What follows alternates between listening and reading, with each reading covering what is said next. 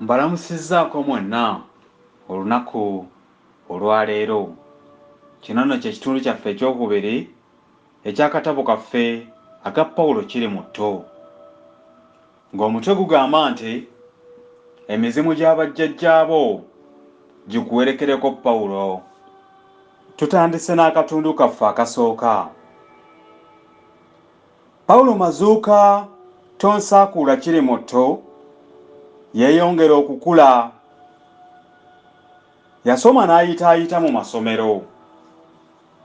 Yali mwana waggonjebwa ate nga mukalabakalaba. Era emisomo gyonna yagirya bungu buteesokoola. Wabula mpozzi bwe yatuuka mu siniya 4 yafuna ku kizibu kye yali tafunangako. Waliwo omuwandiisi w'essomero nga bamuyita mwami Makaabugo. Omukulu w'essomero n'abasomesa be nga beesiga nnyo mwami Makaabugo ono. Era nga bonna gwe bakwasa ebibuuzo by'abaana okubikuba mu kyuma.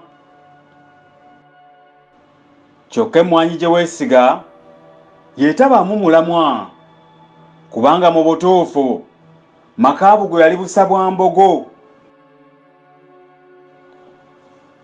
Makaabugo yalina akafo we yatiranga okunywera ku mwenge, ate nga akafo ako n'abayizi baagiranga ne bagendayo. Baagendangayo nga beefudde mu ndabika ne mu nnyambala. Oluusi nga bambala ebikanzu ne babiwetako akatemambidde, abandi ne beetikkira ne bisseppeewo ku mitwe. Wamma ggwe bwe wabasinkananga ng'oyinza n'obutabategeera. Makaabugo ng'akawala gy'akayita buugi, era bwe yatamiirangamu bw'ati ng'atandika kusaba abayizi bano nti, "Mwebase mwanga, naawe Pawulo, jjajja mugulireyo ku buugi. Mulimba nammwe mubadde temundabye."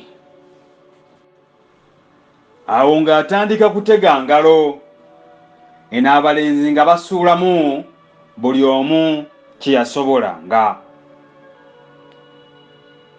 Bwe yawezanga olwo nga Makaabugo aboggola nti,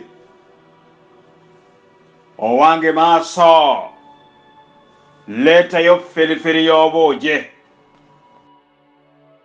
Olwo n'atandika okuwaana abavubuka bakamuwa ssente nte, "Bakaddami mwebale, era mmwe nno mujja kuyita.